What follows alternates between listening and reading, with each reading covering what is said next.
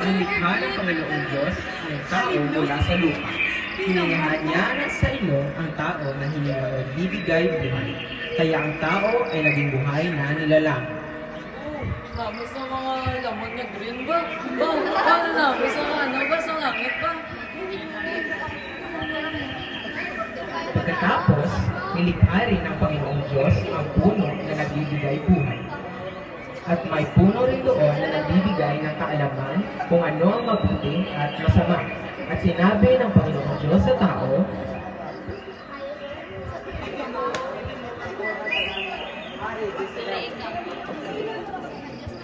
Pili mo kanon ang tanan nga prutas nga ari sa garden. Maliban lang sa isa ka prutas nga kapatag himo sa mayo ug balay.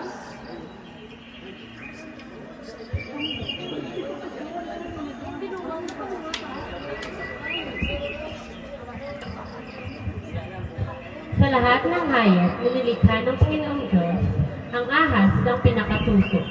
Minsan, sinanong ng ahas ang babae.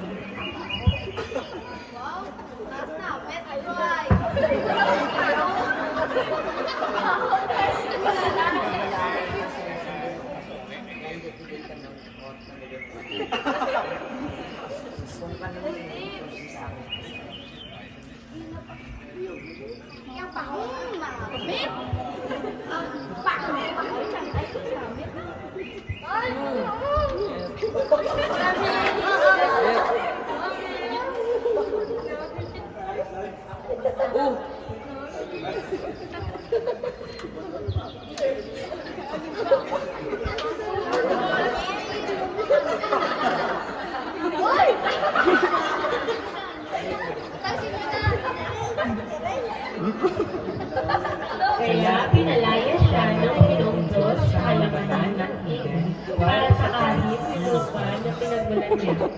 Nang mapaalis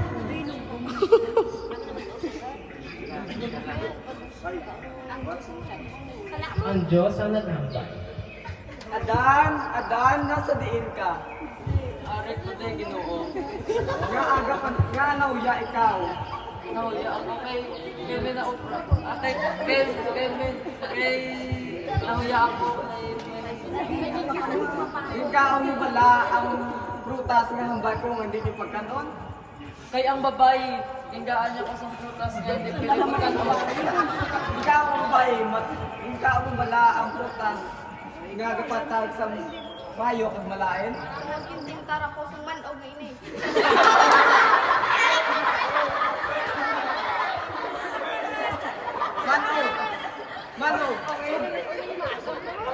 Manog, sugod subong. Ikaw magkamang sa duta, ang magkaon sa liyapo. Kagkun ikaw tapakan, kagkun sila sa tiin. Kay para tapakong kanila sa ulo para ikaw mapatay. Ikaw babae, sugod subong. Ikaw may magwanta sa kasakit sa imo pagbata. Kag ikaw lalaki, sugod subong. Ikaw nawita sa pagkaon para sa inyo nga pangabuhi. Pagdaya sa mundo.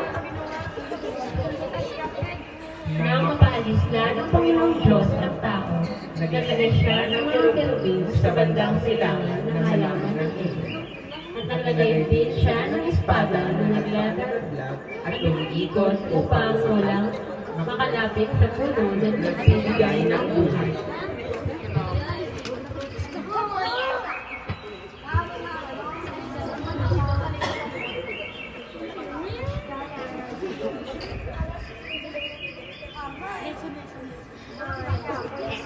Ang lesson na makuha naton amo ang pagtuman sa sugo sang Ginoo kay ang disobedience sa mga magadala saton sa kalaglagan.